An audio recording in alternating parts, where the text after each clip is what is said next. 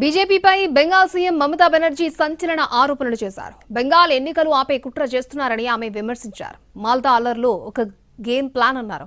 అశాంతిని క్రియేట్ చేసి రాష్ట్రపతి పాలన తేవాలని బీజేపీ ట్రై చేస్తోందని ఆమె ఆరోపించారు. మాల్దా ఘటనలో ఈసీ తీరు తప్పుపట్టిన దీదీ న్యాయాధికారులకు ఎన్నికల సంఘం రక్షణ కల్పించలేకపోయిందని విమర్శించారు.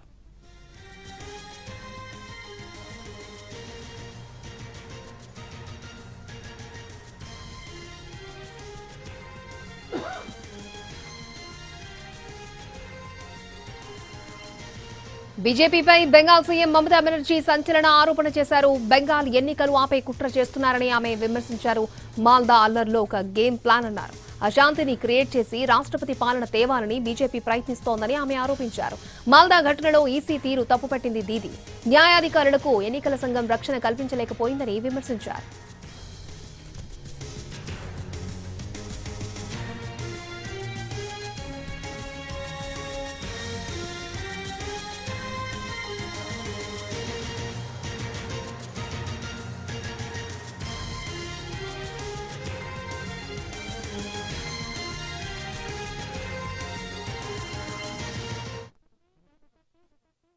ক্ষমতা কেড়ে নিয়ে ইলেকশন কমিশন এখানে সুপার রাষ্ট্রপতি শাসন চালাচ্ছেন।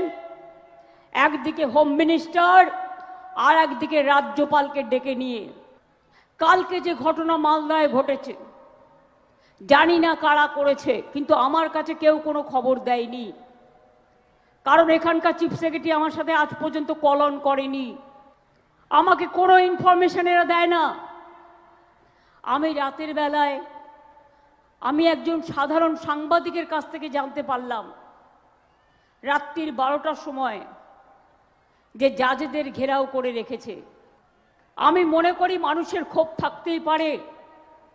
মুর্শিদাবাদ, মালদা, উত্তর দিনাজপুর জুড়ে বিজেপির গেম প্ল্যান অনুযায়ী আমার ভবানীপুর কেন্দ্রেও জেনে রাখবেন আমার 1.5খানা ওয়ার্ড আছে যেখানেও সংখ্যালঘুদের নাম বাদ দিয়েছে, এখানেও ঢেলে বাদ দিয়েছে।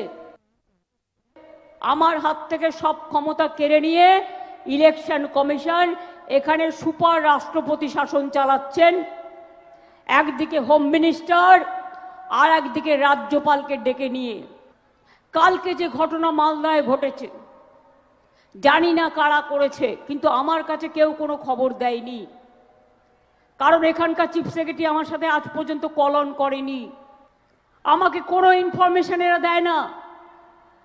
আমি রাতের বেলায় আমি একজন সাধারণ সাংবাদিকের কাছ থেকে জানতে পারলাম রাত্রির 12টার সময় যে জাজেদের ঘেরাও করে রেখেছে। আমি মনে করি মানুষের ক্ষোভ থাকতেই পারে। মুর্শিদাবাদ, মালদা, উত্তর দিনাজপুর জুড়ে বিজেপির গেম প্ল্যান অনুযায়ী আমার